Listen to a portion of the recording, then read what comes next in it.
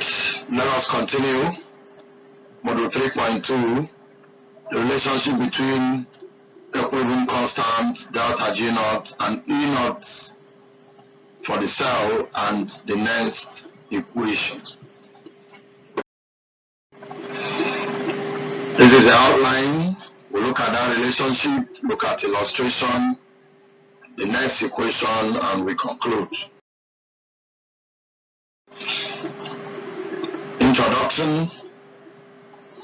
The equilibrium constant of a chemical reaction K provides insight into the relationship between the product and reactant when a chemical reaction reaches equilibrium. Remember that we have a hypothetical reaction if it is A plus B giving us C plus D.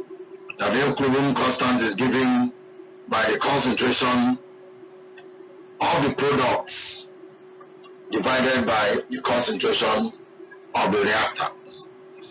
The enthalpy of a reaction is the change in the enthalpy of a chemical reaction that occurs at constant pressure. It is a thermodynamic unit of measurement useful for calculating the amount of energy per mole either released or absorbed or produced in a reaction. Entropy is the degree of disorder or uncertainty in a system. It is the general trend of the universe toward death or disorder. It is a measure of degree of disorderliness of any system. The Gibbs energy is a quantity that is used to measure the maximum amount of work done in a thermodynamic system when the temperature and pressure are kept constant. And then electromotive force E is defined as electric potential produced by either an electrochemical cell or an electrolytic cell. Now all these things you have, all these equilibrium constant, enthalpy, entropy, Gibbs free energy, EMF. If you look at this figure here, it gives us the relationship between all of them. Delta H naught, delta S naught, we have that dG naught is equal to delta H naught minus TdS. We also have that dG naught is equal to minus NF E naught. We have met all these equations. Between E naught cell and equilibrium constant, we also have E naught is equal to 2.303 RT log K all over NF. Between delta G naught and equilibrium constant, we also have delta G naught is equal to minus 2.303 RT log K. So this gives us the relationship between all these parameters. We have an illustration. The EMF of the following cell is given as this. Look at the cell. We are told to calculate the temperature coefficient, delta G, the G, the H, and the S at 293 Kelvin. And that's what we've done here. Temperature coefficient is given by this.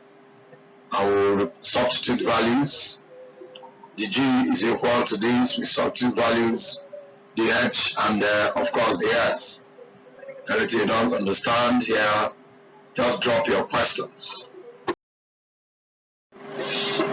The next equation. Of course, the next equation is used for calculation of E naught value at non-standard conditions. That is the E cell for the reaction at non-standard conditions. When we say E naught for any cell, we're talking about standard conditions.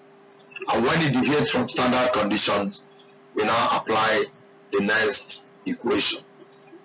For this cell, cobalt plus nickel 2 plus giving us this, delta G naught to be equal RT ln. This is like the equilibrium constant for this.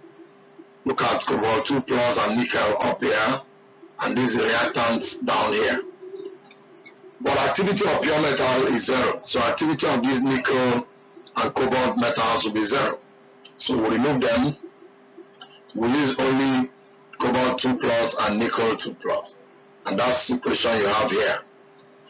Which means E cell is equal to E naught cell minus RT over NF ln the concentrations of these metal ions. This is actually what our next equation is saying, or if we substitute values like before, we will arrive at this as the next equation.